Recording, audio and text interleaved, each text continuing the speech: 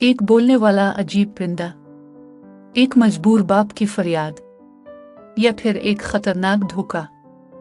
क्या हमदर्दी के नाम पर एक बड़ी चाल खेली जा रही है? इस किस्त में एक अनोखा और हैरत अंगेज वाकया पेश आता है।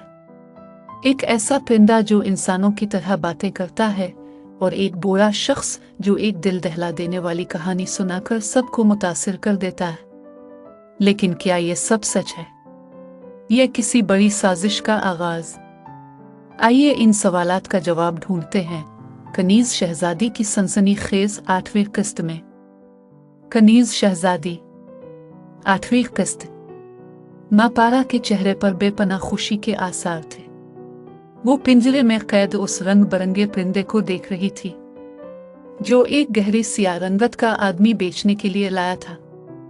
शरीफ, देखो इसके पर किस कदर हसीन है, वो शरीफ से बोली। हाशिम माँ पारा की मसरत देख देख कर लुत्फ अंदोज हो रहा था।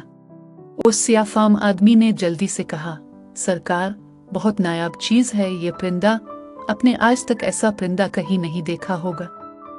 इस कीमती परिंदे की कीमत पिंजरे समेत सिर्फ एक अशरफी है। हाशिम ने उस आदमी को एक अशरफी दे दी। वो उसे दुआएं देता हुआ रुखसत हो गया। शरीफ ने पिंजरे के अंदर एक उंगली डालकर परिंदे की दूम पकड़ने की कोशिश की। परिंदे ने इसे देख लिया और बोला, वे दूम नहीं पकड़ो वरना काट खाऊंगा। शरीफ मारे हैरत के दम बखुद रह गया और जल्दी से उंगली पिंजरे से बाहर निकाल ली। माँ पारा खिलखिलाकर हंस पड़ी। हाशिम भी दिलचस्पी से परिंदे को देखने लगा। माँ पारा ने कहा, प्यारे परिंदे, तुम तो बोल भी लेते हो। मैं बोल लेता हूं तो तुम क्यों जल रही हो?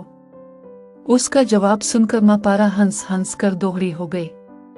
तुम्हारा नाम क्या है भाई? शरीफ ने पूछा। मेरा नाम माँ पारा है, परिंदे ने जवाब दिया। लो बहन माँ पारा, ये तो आपका ही हम नाम है, शरीफ ने मुस्कुराकर कहा। बड़ा समझदार परिंदा मालूम देता है ये, हाशिम ने कहा। शरीफ और माँ पारा उससे उठपटांग बातें करने लगे।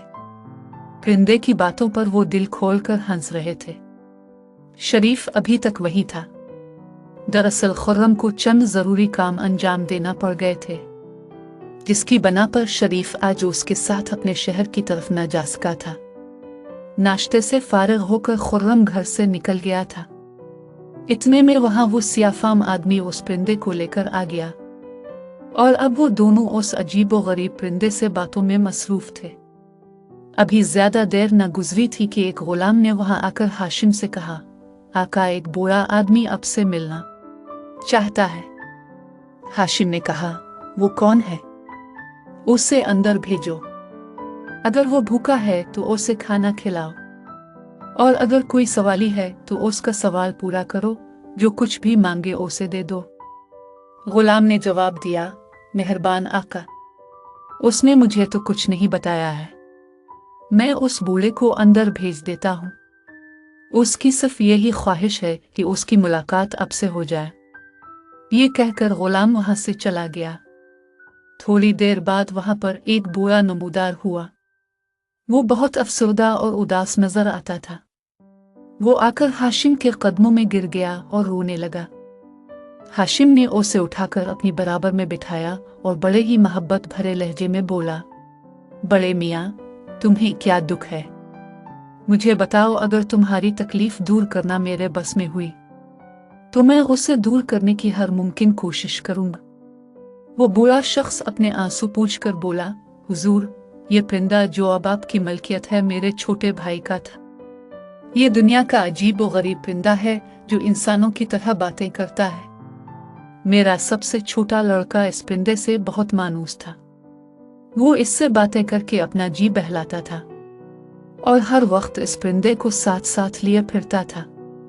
मेरे छोटे भाई के दिल में न जाने आज क्या समाए कि वो इस परिंदे को आपके हाथ फरोख्त कर गया है। इस परिंदे की जुदाई में मेरे बेटे ने अपना बुरा हाल कर लिया है। अगर ये परिंदा उसे नहीं मिला तो वो शाम तक रो रो कर मर जाएगा।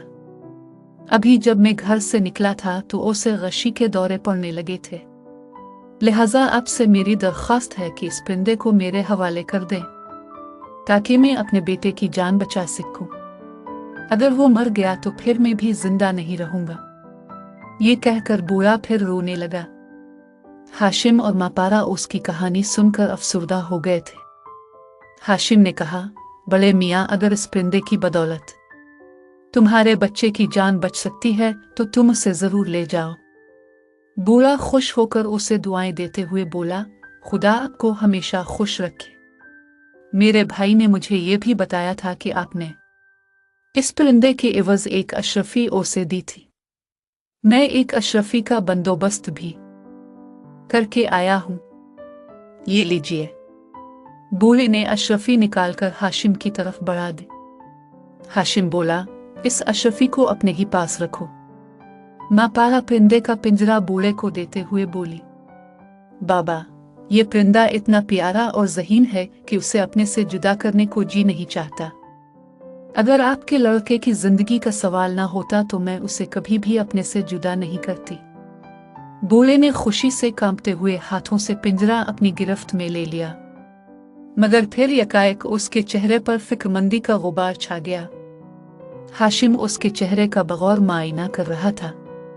उसको फिक्रमंद देखकर उसने हैरत से पूछा, क्या बात है बड़े मियाँ, तुम कुछ परेशान से दिखाई देने लगे हो।